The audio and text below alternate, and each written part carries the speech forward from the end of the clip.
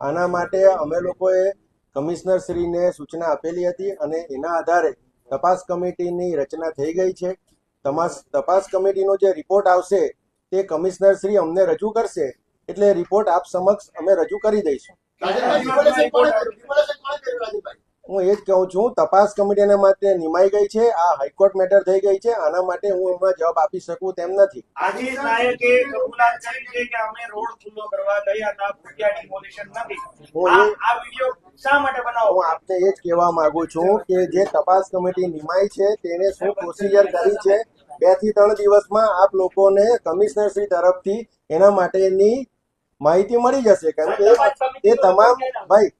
એ તમામ તપાસ કમિટીનો report municipal commissioner રજૂ થશે અને જો એના પર કોઈ પણ એક્શન લેવાના હોય તો મ્યુનિસિપલ કમિશનર શ્રી લેશે અને જો શાસકોને પાસે પણ એમાં એક્શન લેવાની જરૂર પડશે તો અમારા તરફ સ્થાયી સમિતિ અને સામાન્ય સભામાં એની દરખાસ્ત કરશે. પણ હજુ તમને એવું લાગતું નથી કે જરૂર છે? 70 લાખ લોકો વતી આ પ્રશ્ન છે, તમને એવું હજી નથી લાગ્યું કે આમાં જરૂર છે તમારે હસ્તક્ષેપ કરવાની? આમાં અમે હસ્તક્ષેપ કરીને જ તપાસ ચાલુ કરાવી છે, એ આપને ખબર જ છે.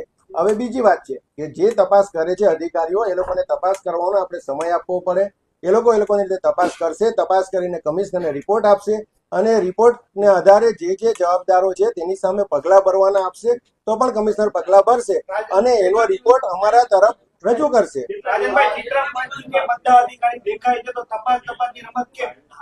જો એ હવે તપાસનો વિષય છે, તપાસ થાય છે અને તેનો રિપોર્ટ અમને રજૂ થશે.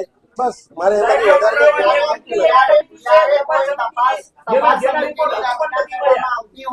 કોઈ એક સમય મર્યાદા નક્કી કરવામાં આવતી હોય છે કે 3 કે દિન 5 ની અંદર આ તપાસ પૂર્ણ કરી અને અહેવાલ રિપોર્ટ સબમિટ કરવાનો હોય છે, તો આમાં સમય મર્યાદા શા માટે નક્કી ન કરવામાં આવી? તપાસ કમિટી મેં નથી નિમી.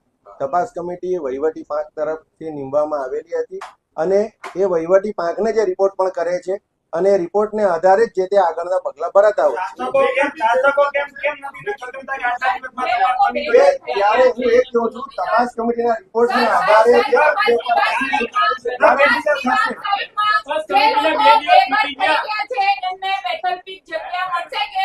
એ આજે હું જવાબ આપી શકું તે પરિસ્થિતિ નથી. તપાસ કમિટીના રિપોર્ટને આધીન જ અમે કોઈ પણ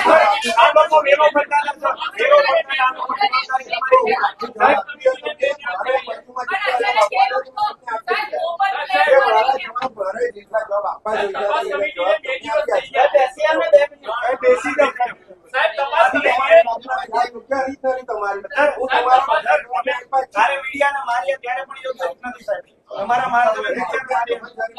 વાત કરીને